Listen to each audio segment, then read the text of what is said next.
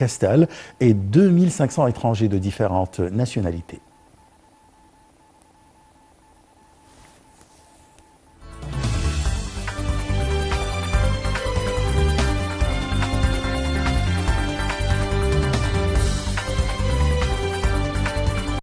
Les informations en détail. Le président Abdel Fattah el-Sisi a assisté ce matin aux festivités commémorant la fête des travailleurs organisée par l'Union syndicale générale des travailleurs à la nouvelle ville d'El Salhiya au gouvernorat de Sharqiya à l'occasion de l'inauguration de la nouvelle usine de la compagnie du sucre. À cette occasion, le président a annoncé une gamme de décisions visant à améliorer les conditions des travailleurs en Égypte. Il a décidé la création du fonds d'aide d'urgence pour l'emploi irrégulier et le transfert des comptes sociaux et de santé qui lui sont dus. Le président a également décidé la délivrance d'un nouveau document à partir du certificat Amen, précédemment délivré en 2017 pour couvrir une assurance vie et les accidents du travail pour l'emploi irrégulier. Saisissant l'occasion, le président Sisi s'est adressé aux travailleurs de l'Égypte et son peuple en disant que le monde entier témoigne du dévouement des travailleurs égyptiens tout au long de l'histoire. Le chef de l'État a en outre donné ses directives afin d'inclure les personnes ayant des besoins spéciaux au marché de travail. Évoquant les crises mondiales, le président Sisi a affirmé que leur lourde facture a vastement affecté un nombre de pays, dont l'Égypte. Le président a cependant affirmé que l'Égypte est capable de faire face à tous les défis et les crises. Lors de la fête des travailleurs, le président Abdel Fattah el-Sisi a octroyé l'ordre du travail de première classe aux anciens travailleurs qui ont eu des contributions remarquables dans l'action syndicale. Le président a ainsi décerné des ordres d'excellence aux anciens employés du ministère de la main-d'œuvre. Il a enjoint le gouvernement de la nécessité d'élargir les programmes de formation des jeunes des deux sexes et de continuer à développer les centres de formation qui fonctionnent dans le cadre de l'initiative présidentielle Vie décente. Le chef de l'État a également adressé un message. À l'occasion de la fête des travailleurs, le président Abdel Fattah el-Sisi a adressé un discours aux travailleurs dans lequel il a indiqué que l'histoire a toujours inscrit en lettres de lumière votre rôle bien connu dans la construction de cette patrie à travers le temps et les âges. L'éternelle civilisation égyptienne depuis l'aube de l'histoire jusqu'aujourd'hui reflète le respect des Égyptiens envers le travail.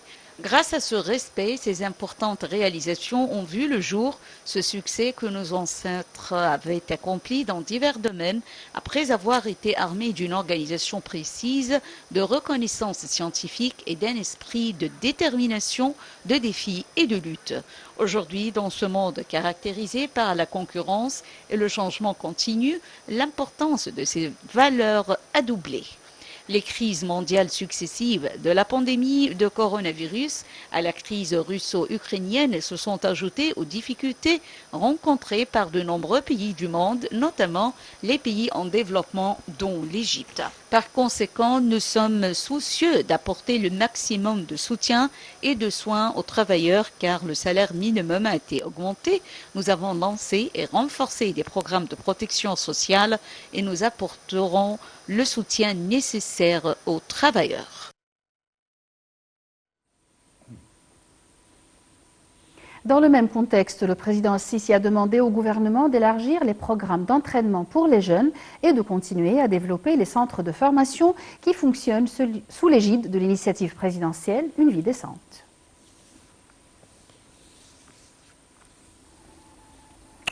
Le président Abdel Fattah el-Sisi a reçu un message de félicitations du Premier ministre Mostafa Madbouli à l'occasion de la célébration de la Journée des travailleurs. Dans son message, Madbouli a exprimé au président ses meilleurs vœux et ceux des membres du gouvernement. Il a affirmé que les travailleurs continuaient à travailler jour et nuit en raison de leur conviction que le travail était le seul moyen de réaliser un développement global dans tout le pays afin que la patrie jouisse de la sécurité et de la stabilité. Il a également affirmé que le gouvernement ferait tout son mieux pour achever le développement et assurer un meilleur avenir pour le peuple égyptien. Le chef de l'État a reçu un message similaire de la part du président du Sénat, le conseiller Abdelwahab Abdelrazak. Dans son message, le conseiller a souligné que la fête des travailleurs traduit le respect et l'appréciation de l'État pour les efforts des travailleurs égyptiens qui font leur mieux et continuent à travailler pour accomplir le développement.